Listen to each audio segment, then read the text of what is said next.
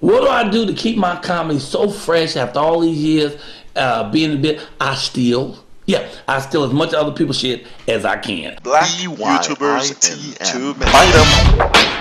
Yes, I'm fighting their shit. It's because I love them. No, you know, to be current, you just have to be alive, man. All you do is pay attention. The comedy writes itself. You know, like for instance, it's like the wrong people die while the wrong people live. Like, how can Prince be dead and Trump's bitch ass is still alive? The comedy writes itself. You don't even have to write it. All you have to do is just keep breathing, just keep looking around, you know, and you'll see it. People who know me probably know me from Venice Beach. I did 9 years of comedy on Venice Beach from 1986 to 1995. 5 1-hour shows every Saturday and Sunday from noon until 5 p.m. Over that period of time, almost 1 million people stood on their feet and watched me do comedy. I'm going back out there in May, and I'm shooting a 1-hour special called The King of Venice Beach. This one-man show is definitely going to be on HBO or Showtime. My goal really is to go to Broadway with it, so let's see what happens. This shirt, which talks about our positivity, naturally invoking God's greatest attributes, is what NIGGA stands for. When I wear this shirt, I try to wear it as often as I can. I try to wear it around as many white folks as I can, and I love it when they ask me what it means, because I break it down for them. The back of this shirt, it shows you what the original name was and what the original definition for this word was, and all the African countries and continents, what it meant initially.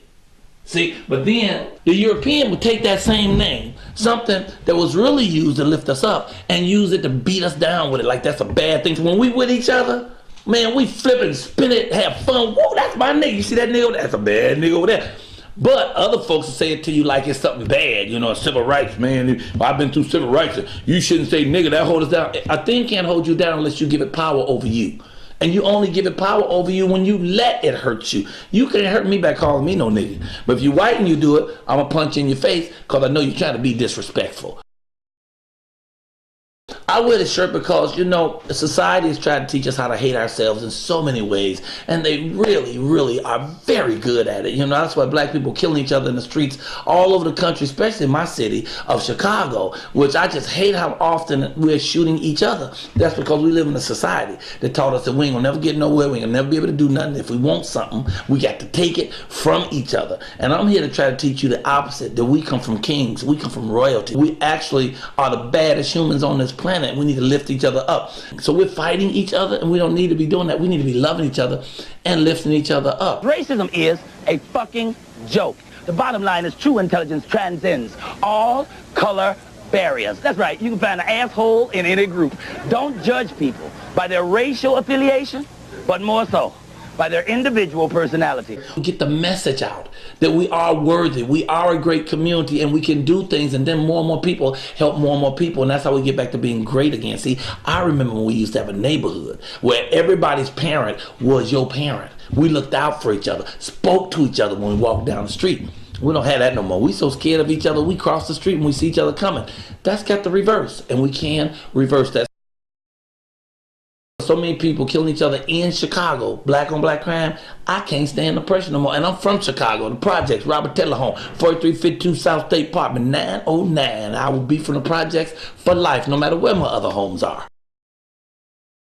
The most passionate project I'm on right now, we're doing a film in Chicago called The Soundtrack of My Life, and this movie tells the story about a king and queen who comes from Africa to remind a lost tribe of their heritage and their dignity. The tribe is called the American Blacks. And they ask the brothers to put the guns down, and not only do they put the guns down, but they walk away from the guns from shooting each other. And every penny that we make from this project goes to build music studios for inner city kids in Chicago. And we hoping this program will extend throughout the country. So the project is called The Soundtrack of My Life. Russell Simmons has come on to help me produce it. So far, Twister has given me music for it. The Brat, Dave Hollister, GLC, Queen Nuisance, Solo Redline, and Snoop Doggy Dogg got the music right now. Say he gonna drop a verse on there. Funny thing happened on the way to the White House. I knocked on the door and a brother answered. It really illustrates how great this man was. When he first got in office, everybody loved him.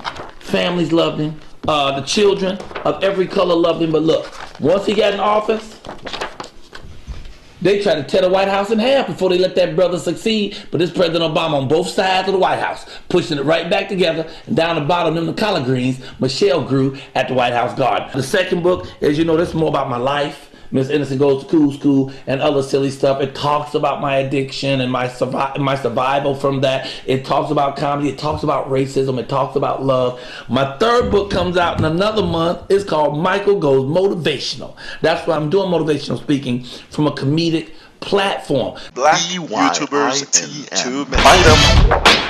Yes, I'm fighting their shit. It's because I love them. And remember, folks, I am hireable. Yeah, I do weddings, divorces, Passover, hangover. I do a party in the phone booth if you promise to call, baby. Call me. I'm ready to work.